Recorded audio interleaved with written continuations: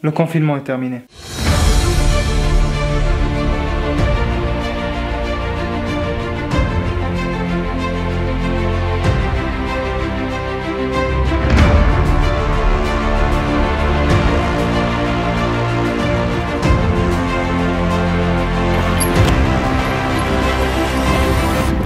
Bon.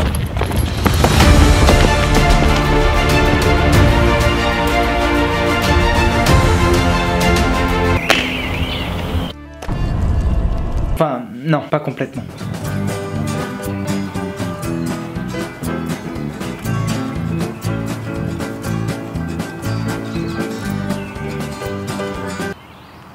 S'il y a un truc que vous n'avez pas raté, c'est bien sûr le grand retour du génie du troll 6ix9ine.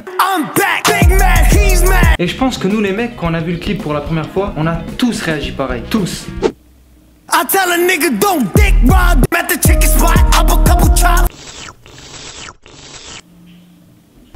Et surtout, on s'est dit une chose quand on a vu ce clip. On s'est dit, il n'a pas du tout changé.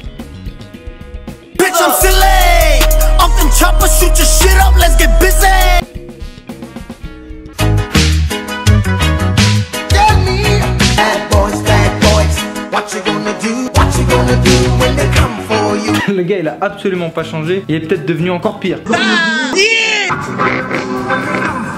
Après je comprends aussi, tu vois, le gars ça fait plus de 2 ans qu'il était confiné. Alors tu vois, pour lui il ressort, ça y est, le confinement est terminé, que des bonnes vibes. Enfin, que des bonnes vibes, non. 2 heures après avoir sorti sa première musique, il a fait un live sur Instagram où il a été pas très sympa. That's bull. Y'all got one. Y'all wouldn't even get one. I broke the YouTube. I'm at 5 million views in 1 hour. Y'all can't even get 100,000 views. If you don't got this watch right here, you a little boy to me. I'll kiss you on your forehead. You a little boy. Sit down. Il a d'ailleurs pété le record, il y avait 2 millions de personnes en train de regarder son live. D'ailleurs sur ce même live, il s'est expliqué de pourquoi il a balancé.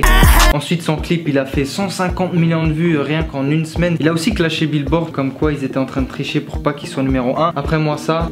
Après tu te doutes qu'avec tout ça tu t'attires des ennuis. Obligé. Il a déjà dû changer d'adresse 2 fois. D'ailleurs ce qui est assez comique c'est que la première fois bah, la voisine la snitch. 6ix9ine is literally, he moved into the house behind me taking pictures. Et la deuxième fois il y avait tout simplement ces 20 voitures sportives de coloris très flashy, rose, bleu. Exactement comme dans le clip, vous vous imaginez bien. Et justement les gens ils ont directement reconnu sa maison. Et c'est comme ça que sa deuxième adresse elle a été leakée. Et tout ça en quelques jours à peine hein. Bon écoutez les gars, moi je suis pas venu ici pour rigoler, ok? On va trouver cet enfant de pute, on va fouiller tout le globe. Je veux savoir où il pisse, je veux savoir quand il bouffe, je veux savoir quand il chie, je veux savoir tout sur Daniel. Excuse-moi frérot, j'ai postulé sur toi mais t'inquiète, c'est pas grave. On va trouver cet enfant. Elle se cache où en fait? Quoi?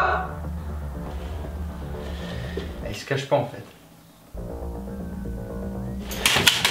Mais ça l'a pas empêché de se calmer. Pas du tout, il s'est absolument pas calmé. Je dirais même il a fait pire. Il a clashé Snoop Motherfucking Dogg.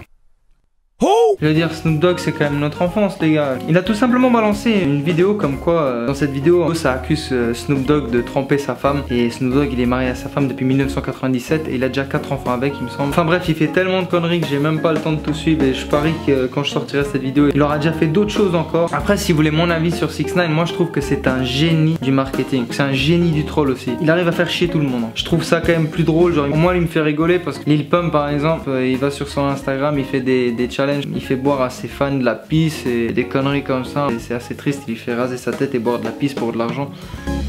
Je trouve ça un peu triste quand même d'en arriver à ce point. Alors, qu'est-ce que je vais faire comme nouvelle musique?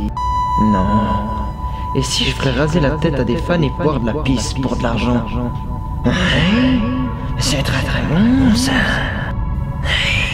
En tout cas voilà, moi si vous voulez mon avis, j'aimais bien ses musiques, je trouve qu'elles ambiançaient quand même. Et je pouvais rien dire, voilà, parce qu'il faisait sa musique. Mais après voilà, quand il est tombé en prison et qu'il y avait toutes ces histoires comme quoi il a snitch etc, bah c'est assez compliqué comme situation. Parce que comme dirait 6ix9ine, est-ce que tu snitcherais pas des potes qui te volaient de l'argent, kidnappaient, ils ont voulu ta copine, je sais plus ce qui s'est passé encore avec sa mère. Enfin plein de choses qui font qu'on peut comprendre la décision de Tekashi de pas vouloir faire 39 ans de prison pour des potes qui sont pas vraiment des potes. Mais après je me dis aussi, tu vois, quand tu rentres dans le milieu de la rue et que tu te dis blood comme lui il le disait de partout etc, après il faut aussi assumer, tu vois. Et lui il s'est revendiqué gangster etc de partout. Et après il a snitché tout le monde.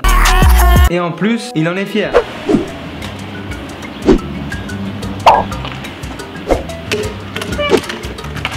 You dirty in the city, boy. You little boy to me. I kiss you in the forehead. You little boy to me. I kiss you in the forehead. frérot, merci beaucoup pour la caisse, hein, t'inquiète même pas, frérot, j'en ai vraiment pris.